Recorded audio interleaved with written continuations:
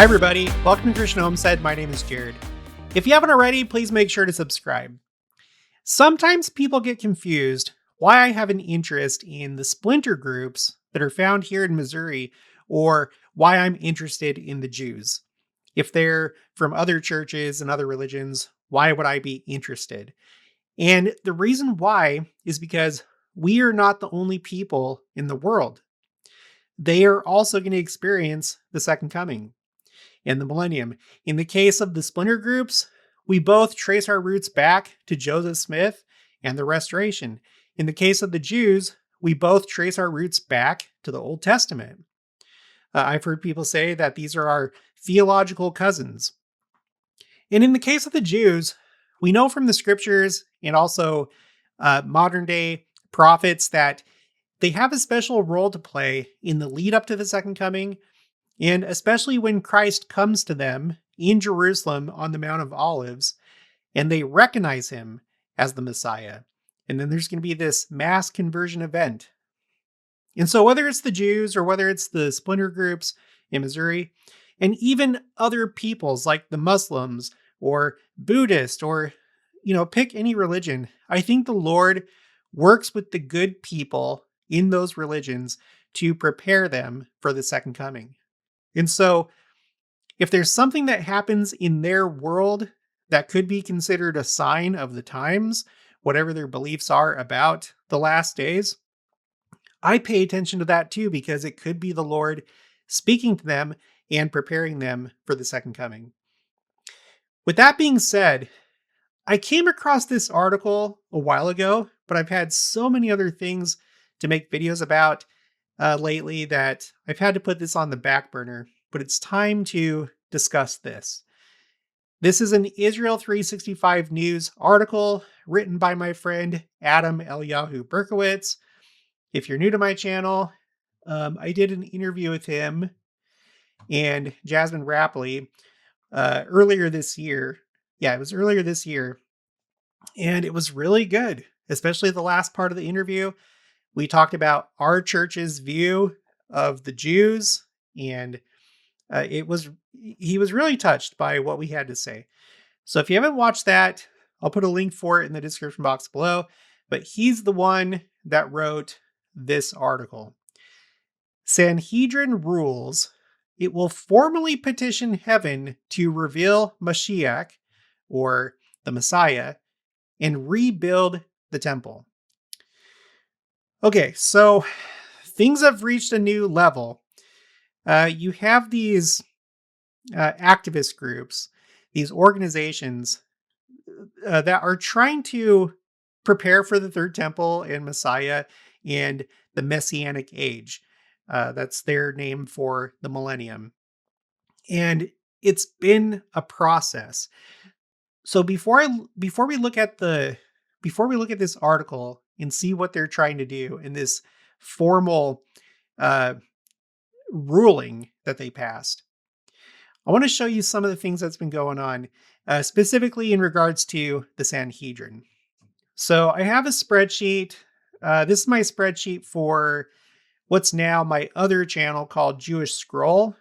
I used to have this spreadsheet on just my Christian Homestead spreadsheets, but I broke it off and I have a spreadsheet for this other channel that I'm trying to get started. It's been a busy summer. Make sure to subscribe if you're interested in this kind of thing. But I have a spreadsheet called Temple Preparation. This is a timeline of all the different things that I'm aware of from different groups where certain groups of Jews and organizations have tried to prepare for the temple. We're talking about the Sanhedrin in this video. And to my surprise, I didn't already have when it was formed. So I found this article by 7 Israel National News. And it turns out that it came together on October 13th, 2004 in Tiberias, which according to this, that's the last location where the Sanhedrin met back in 425 CE or AD. So they wanted to pick up where they left off. It's a 71-man assembly, and I learned that essentially they view this group as tracing its roots back to the 70, when Moses was on Mount Sinai and he had 70 elders with him. Like, I guess that's what this is in Judaism. So we're looking essentially at the 70 in Judaism. So they were formed in 2004. I'm just going to show you some of the things that they have done since that time. September 15th, 2015, the first Jubilee year begins as Sanhedrin revives 2,000-year-old blessing for counting of Jubilee years. It's kind of a big thing to do. You know, the Jubilees from the Old Testament? Well, they haven't been able to do it. I think it explains why here. To begin counting the Jubilee, the Sanhedrin, as a bet din, or rabbinic court, ruled that the Jews have returned to inherit the land as a nation, and not just as individuals. This requires at least 600,000 Jews, equal to the number of Israelites that returned to Israel from Egypt under Joshua. Had the Jubilee cycle not been interrupted 2,000 years ago by the diaspora, the first year of the ongoing Jubilee cycle would have been, excuse me, in 1967, the year Jerusalem was unified. Okay, so they begin in 2015 to count the Jubilee years again. The first time, I guess, that anybody knows of in 2,000 years. So that's pretty incredible. I must say, not all Jews would accept their authority. Judaism is not, there's no central authority at the moment. You have different, essentially denominations. I don't think they would call them denominations, but you have different types of Jews, different schools of thought. So just keep that in mind. August 29th, 2016, article published stating that the Sanhedrin has selected Rabbi Baruch Kahane as the next Kohen Gadol, or high priest. So if they actually had authority and the temple was built, then this man would be the high priest of the temple, according to their selection and ruling. September 2017, accompanied by an anointed priest and blowing 2 types of shofars, ram's horns, along with the silver trumpets in the biblically prescribed manner, representatives of the nascent Sanhedrin gathered on the Mount of Olives on Thursday to count the 3rd year of the Jubilee cycle in the most biblically accurate way possible. December 2018, the consecration/dedication of a stone altar prepared for use in the Third Temple. Sanhedrin releases a declaration to the 70 nations for Hanukkah on the last day of the holiday to participate in the temple and to receive its blessings. So here they're sending a proclamation to the world, essentially. November 2021, Sanhedrin announces intent to prepare oil to anoint King Messiah and Kohen Gadol, the high priest. So you can see how, like, it feels like it's just getting more and more serious as time goes by. And we're just looking at what the Sanhedrin has been doing, let alone some of these other groups like the Temple Institute. But preparing oil to anoint the Messiah. Okay.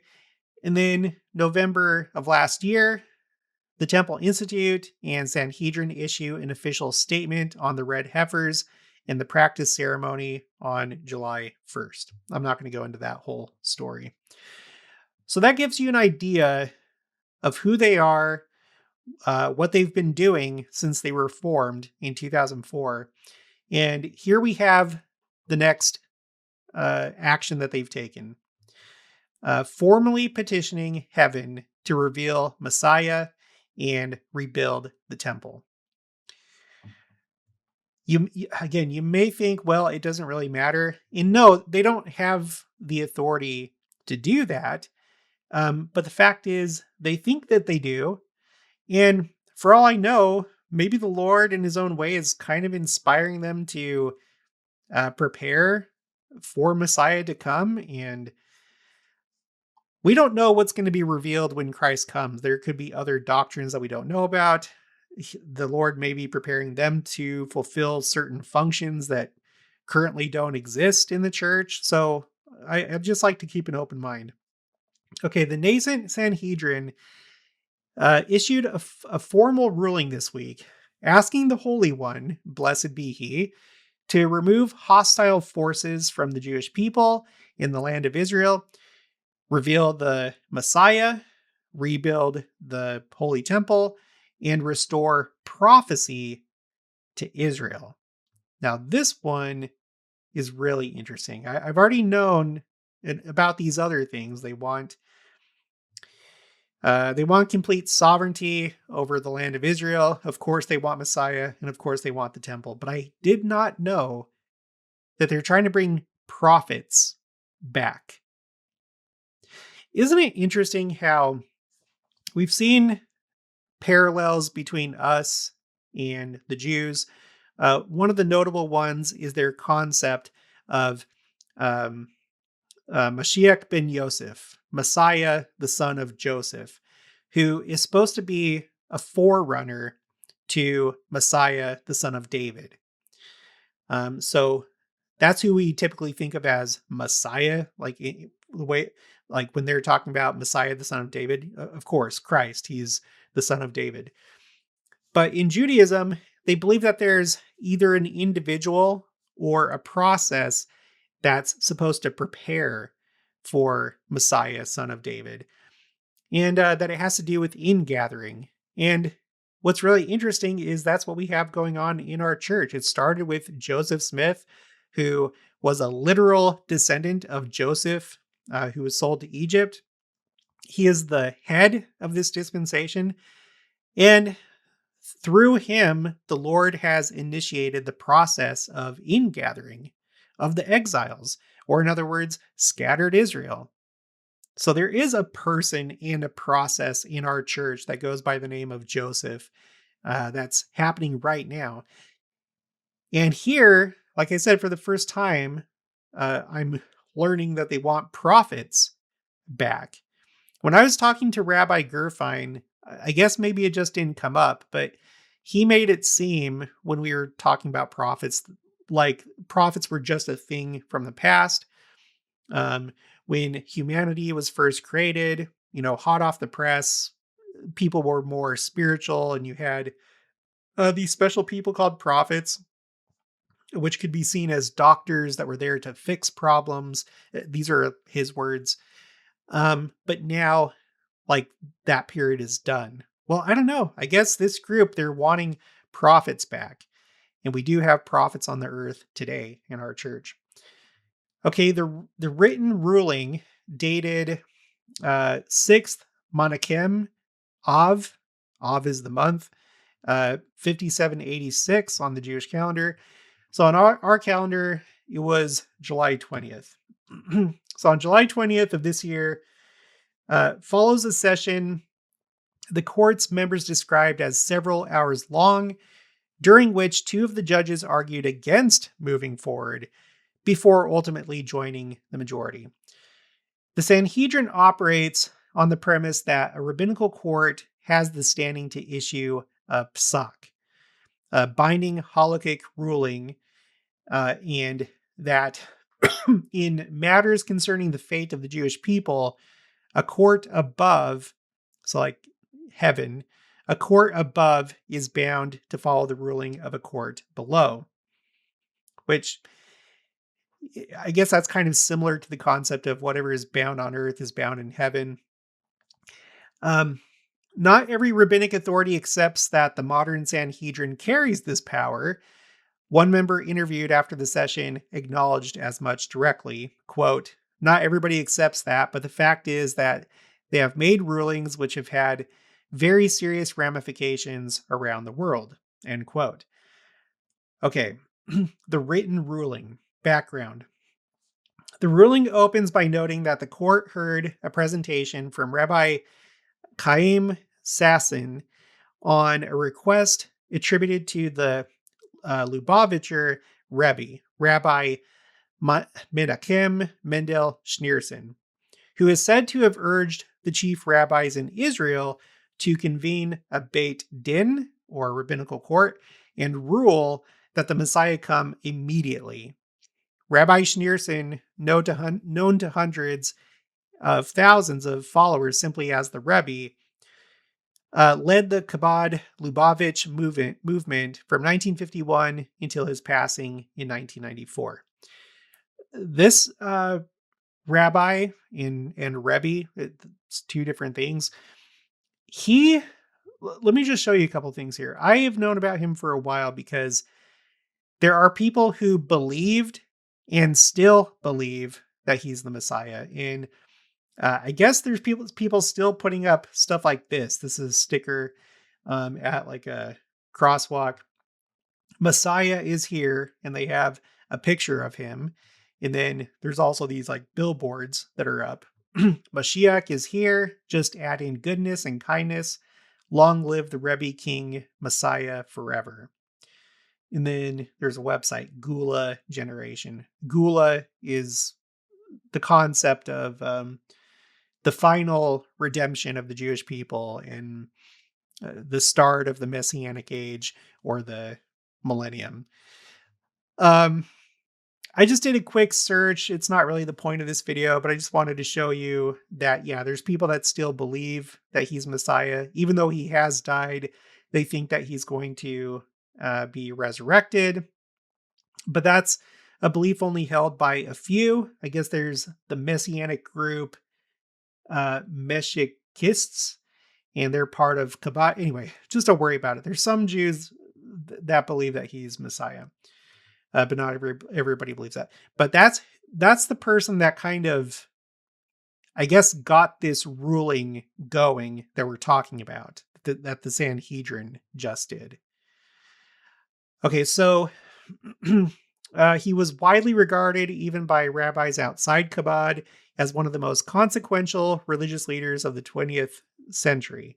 In his final years, he spoke openly and often about the imminence of Mashiach, urging Jews everywhere to increase in Torah study and good deeds to hasten the redemption, a call many of his followers believe was itself a form of prophecy.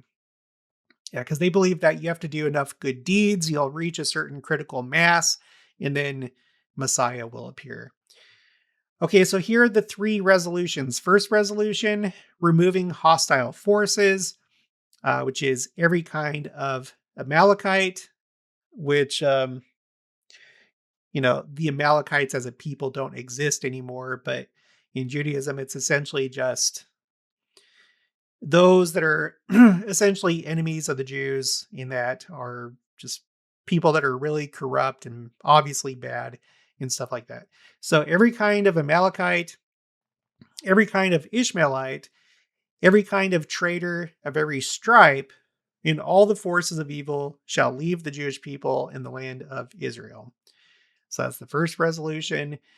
Second resolution, the revealed kingship of heaven, Mashiach, and the temple. The second resolution asks for the revealed kingship of heaven, Mashiach, and the temple. Quote, the revealed and powerful kingship of the Holy One, blessed be he, in mercy and in joy, upon every member of the Jewish people, upon every family, every community, every tribe, and the whole Jewish people, upon the righteous among the nations and the sons of Noach, or Noah, and upon the entire world, end quote. The court asks that the Holy One, blessed be he, reveal our righteous Mashiach.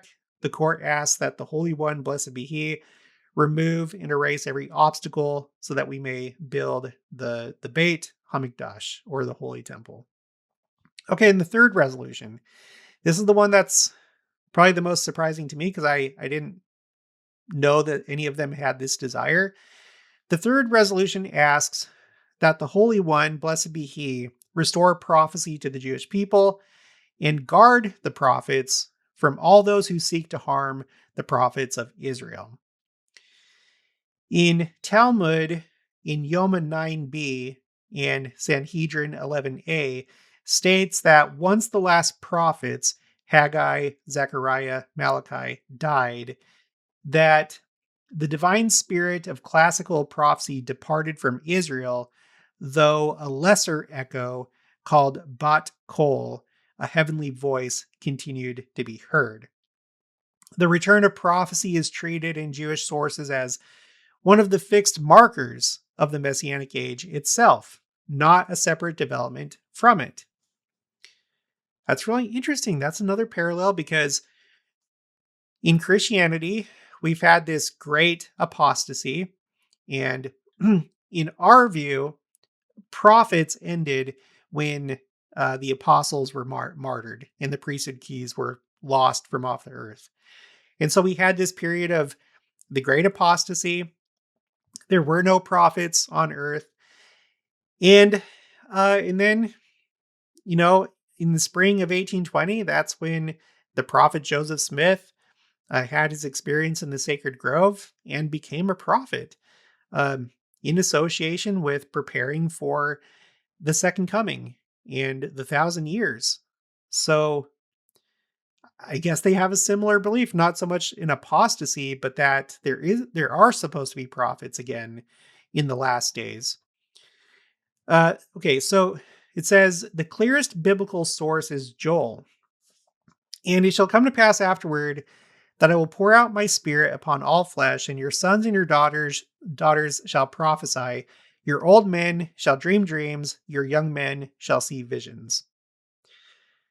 We've talked about this scripture plenty of times because President Nelson, in the October 2001 General Conference, said that prophecy was fulfilled. And it seemed to have to do with what happened the month before, which I have to be careful about talking about. Okay. The Rambam, which is Maimonides, he was one of the Jewish sages, in the Mishnah Torah, places the return of prophecy among the changes that arrive with the Messianic era, or the millennium, alongside the rebuilding of the temple and the ingathering of the exiles, treating it as a restoration, interesting word, of the conditions that made prophecy possible in the first place rather than a new gift. This is precisely the sequence the Sanhedrin's ruling follows. Its petition places the return of prophecy in the same breath as the rebuilding of the temple and the revelation of Messiah, treating all three as parts of a single connected restoration, there's that word again, rather than a separate request, or as separate requests. Okay, behind the ruling, Rabbi Josh Wander, we have seen him before.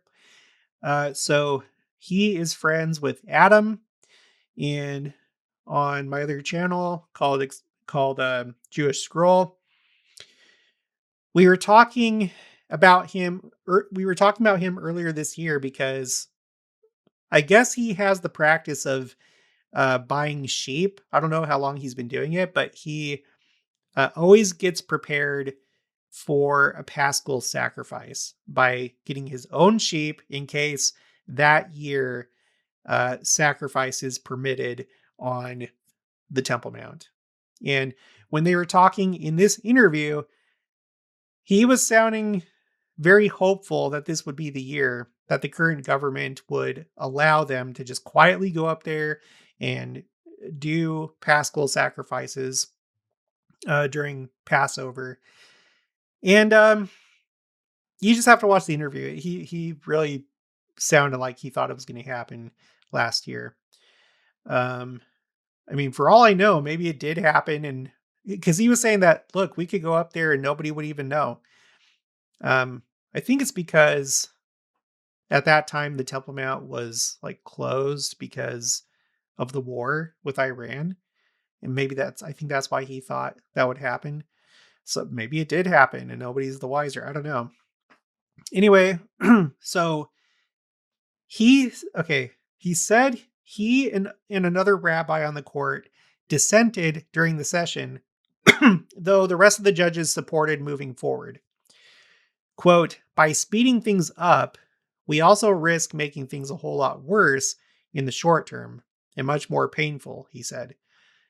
Hashem, or the Lord, essentially, has created this process so that it should happen at a slow pace, so that it should not be too painful for the Jewish people. And if you speed it up more than it's supposed to be sped up, that can have all sorts of ramifications, end quote. The discussion turned directly to October 7th. Quote, that was a huge jump in the Gula, or redemption process. It caused Jews around the world to be introspective about themselves, their backgrounds, their religion, and their God, and brought many people to teshuvah, or repentance. But on the other hand, this was an extremely painful period, both October 7th and the aftermath, and the hostages and everything. Wander said the three resolutions were understood by the court as stages rather than a single request. It's not just about Mashiach, he said. It's about stages that have to happen before, including getting rid of our enemies.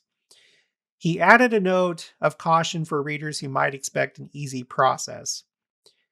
If this has the effect that we hope it has, or believe it has, you should buckle up, because things are going to get really rough very soon. And I think he's right, not because this Sanhedrin has any power to make it happen, but it could be part of the program. It could be part of this group of Jews being prepared for the second coming. And as we approach the second coming, we know things will get difficult, especially for them. So, I don't know. We've heard this phrase before with Elder Razban, just I think earlier this year, buckle up. Okay. I'm going to skip this. Like, we already covered the concept of them believing that this court can rule on earth and that it'll be, viewed as valid in heaven. It just kind of gives these like paragraphs right here just talk about why they believe that that's the case. And then at the end, the rule that good decrees cannot be revoked without cause means, according to the sources the Sanhedrin itself is invoking, this ruling was never meant to be reversible. The written ruling is expected to be distributed by the Sanhedrin's secretariat, along with explanatory videos in Hebrew, English, and Spanish. So, at least in their own minds, they've done something very significant. I mean, like, one of the most significant things that you could possibly do in this day and age. From a Jewish point of view, this would be huge for Messiah to be revealed, for the temple to be rebuilt, and then enter into the Messianic age.